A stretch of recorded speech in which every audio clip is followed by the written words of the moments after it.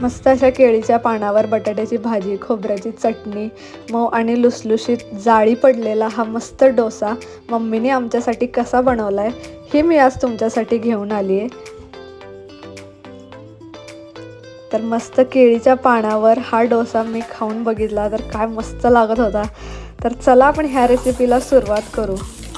तर डोसा बनवण्यासाठी पहिले पीठ भिजवण्यासाठी इथे मी इडलीचे आपलं जे तांदूळ असतात ते डीमार्टमध्ये सुद्धा भेटतात, तर ते मी इथे 3 वाटी घेतले आणि त्यामध्ये 1 चमचा आपण मेथी दाणे टाकून घ्यायचे आणि दुसरीकडे 1 वाटी आपण ही उडदाची डाळ घ्यायची। तांदूळ आणि उडदाची डाळ स्वच्छ पाण्याने धुवून घेतल्यानंतर आपण त्यामध्ये 2 ग्लास पाणी टाकून घ्यायचं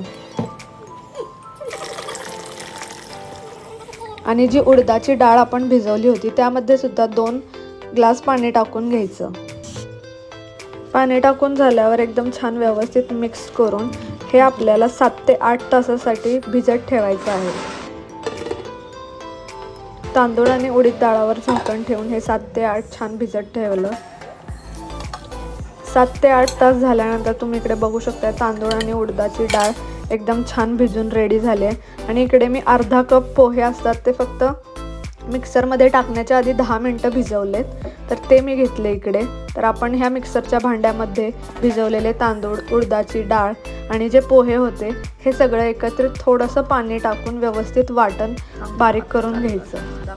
तुम्ही इकडे बघू शकता अशी कन्सिस्टन्सी आपल्याला पाहिजे आणि खूप जास्त बारीक पीठ नाही करायचं, कारण जर खूप अगदी बारीक केलं तर आपला डोसा चिटकतो, त्यामुळे थोडंसं कोर्स ठेवायचं, थोडंसं दरदर पीठ ठेवायचं आहे।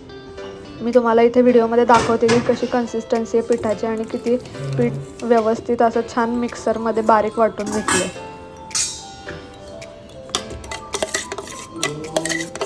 तर हे डोसाचं मिक्सर आपलं सगळं भांड्यामध्ये काढून घेतलं, हे रेडी झालंय। तर हे व्यवस्थित पळीने छान मिक्स करून घ्यायचं।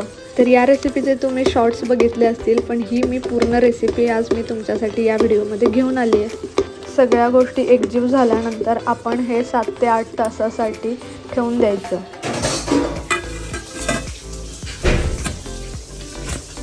तर 7 ते 8 तास झाल्यानंतर इथे मी 5 ते 6 बटाटे घेतले आणि ते कुकरमध्ये थोडंसं पाणी टाकून शिजवून घेतले आणि खोबऱ्याची चटणी बनवण्यासाठी इथे मी 1.5 वाटी खोबरं घेतलंय, 8 ते 10 लसणाच्या पाकळ्या आणि आपण ह्या हिरव्या मिरच्या घेतल्यात 5। तर आता आपण चटणी बनवण्यासाठी सुरुवात करू। तर मिक्सरमध्ये आपण जे ओलं खोबरं होतं 1.5 वाटी ते टाकून घ्यायचं। खोबरं टाकून झाल्यानंतर आपण ज्या 5 हिरव्या मिरच्या आणि 8 ते 10 लसणाच्या पाकळ्या घेतल्या होत्या त्या टाकून घ्यायच्या। लसणाच्या पाकळ्या झाल्यानंतर आपल्याला चवीनुसार मीठ टाकायचं। इथे मी 1 टीस्पून मीठ टाकलंय। आपल्या घरात जी थोडी कढीपत्त्याची पानं असतात ती 8 ते 10 पानं टाकायची। कोथिंबीर टाकून घ्यायची आणि थोडंसं जाडसर मिक्स करून झाल्यानंतर आपण त्यामध्ये पाणी ॲड करून घ्यायचं आणि पाणी टाकून झाल्यानंतर परत मिक्सरमध्ये व्यवस्थित छान बारीक करून घ्यायचं आणि आपल्याला आवडीनुसार साखर टाकायची। तर ती इकडे मी 1 टीस्पून साखर टाकली आणि परत थोडंसं पाणी टाकून ही कन्सिस्टन्सी येईपर्यंत चटणी एकदम छान बारीक करून घेतली। तर तुम्ही इकडे बघू शकता एकदम मस्त ग्रीन चटणी आपली रेडी झाली आहे। तर आपल्याला जर आवडत असेल तर लिंबू पण आपण त्यामध्ये ॲड करू शकतो। आम्हाला थोडीशी लिंबूची चव पण आवडते चटणीमध्ये, त्यामुळे मम्मीनी ही मस्त असं थोडंसं लिंबू पिळलं 2-3 थेंब। खोबऱ्याची चटणी आपली रेडी झाली आहे। तर आपल्याला तडका पण त्याच्यावर खूप मस्त लागतो, म्हणून त्यासाठी मी इथे तडक्याच्या एका भांड्यामध्ये 1 चमचा तेल टाकून घेतलं, 1 हिरवी मिरची आणि 4-5 कढीपत्त्याची पानं घेतली। तेल गरम झाल्यानंतर मी इकडे मस्तपैकी 1 चमचा मोहरी टाकून घेतली। मोहरी छान तडतडल्यानंतर आपण जे जिरा टाकला होता ते जिरा टाकून घ्यायचा आणि आपण 1 मिरची आणि थोडेसे कढीपत्त्याची पानं घेतली होती ती टाकायची आणि आपला हा मस्तपैकी तडका आता रेडी झाला आणि तो आपण असं चटणीवर टाकून घ्यायचा आणि आपली ही खोबऱ्याची चटणी एकदम मस्त रेडी झाली आहे। तुम्ही इकडे बघू शकता तर आता आपल्याला जे बटाटा उकडले होते तर बटाट्याची भाजी आपल्याला करून घ्यायची. तर त्यासाठी मी इथे मोठे 2 उभे चिरलेले कांदे आणि हिरव्या मिरच्या घेतल्या आणि दुसरीकडे पॅनमध्ये 3 चमचे तेल टाकून घेतलं. किती ग तेल?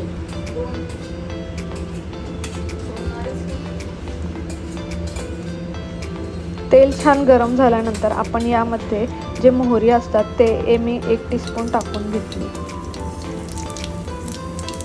मोहरी छान तडतडून झाल्यानंतर आपण ज्या हिरव्या मिरच्या चिरून घेतल्या होत्या त्या यामध्ये ॲड करायच्या.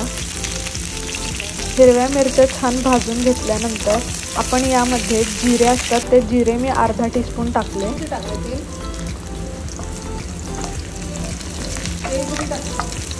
जिरे छान परतून झाल्यानंतर आपण यामध्ये कढीपत्ता ॲड करायचा.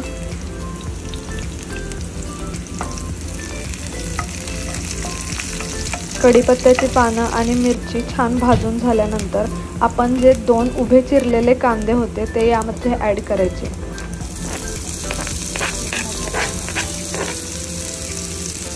कांदा एकदम मस्त गोल्डन ब्राऊन होईपर्यंत भाजून घ्यायचा.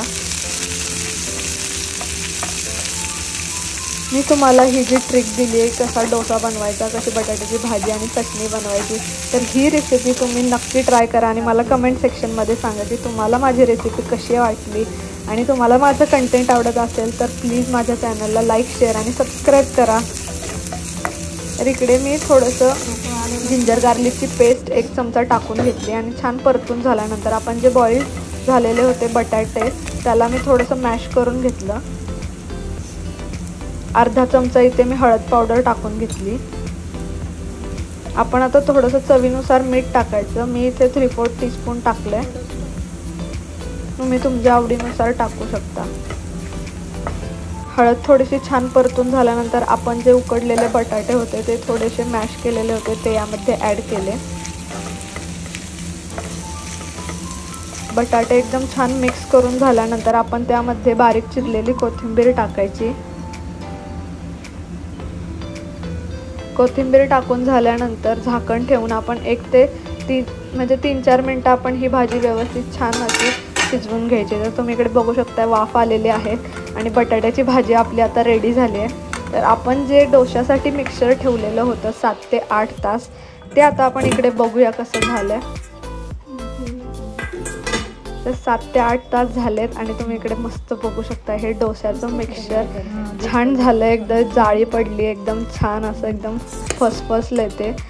तर आता हे डोसा करायला एकदम रेडी झालं आहे.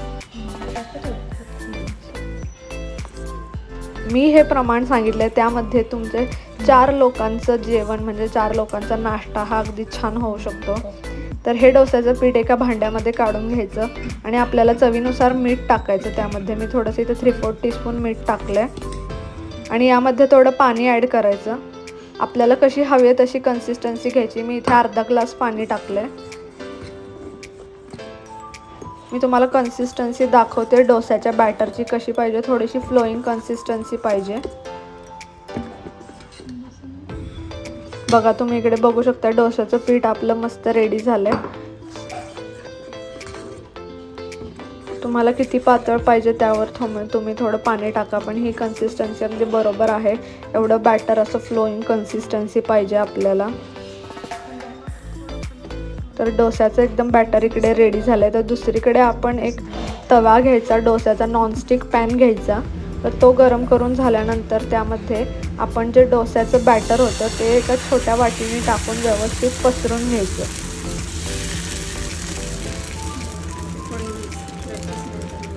इकडे तुम्ही गॅस आता मोठा ठेवू शकता बॅटर टाकून झाल्यानंतर.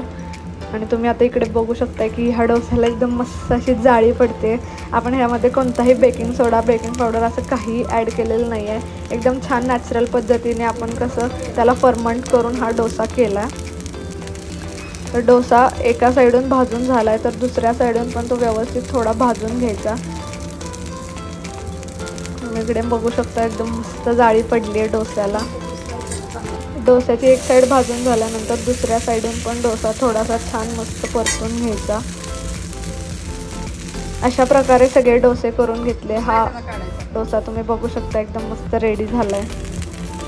तर दुसराही डोसा मी तुम्हाला इकडे दाखवते की किती छान जाळी पडली या डोस्याला. तुम्ही बघा, कोणताही आपण बेकिंग सोडा बेकिंग पावडर वापरलेले नाही आहे. तर असे सगळ्या प्रकारचे हे सगळे डोसे आम्ही बनवून घेतले आणि मस्तपैकी केळीच्या पानावर डोसा, ही खोबऱ्याची चटणी आणि बटाट्याची भाजी टाकून मस्त सर्व केलं. मला खात्री आहे की तुम्ही ही डोस्याची रेसिपी एकदा नक्की ट्राय कराल आणि तुम्हाला ही रेसिपी नक्की आवडेल. तर तुम्ही एकदा ट्राय करा, मला कमेंट सेक्शनमध्ये सांगा. आणि खरंच तुम्हाला जर माझं हे कंटेंट आवडत असेल तर प्लीज माझ्या चॅनलला लाईक, शेअर आणि सबस्क्राईब करा. तुम्ही इकडे बघू शकता मस्त जाळी पडली आहे हा डोसाला.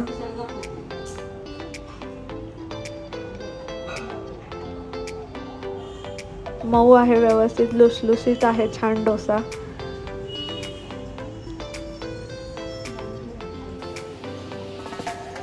मस्त बटाट्याची भाजी आणि खोबऱ्याच्या चटणीसोबत तुम्ही हे एन्जॉय करू शकता. चलो बाय, भेटू नेक्स्ट व्हिडिओमध्ये.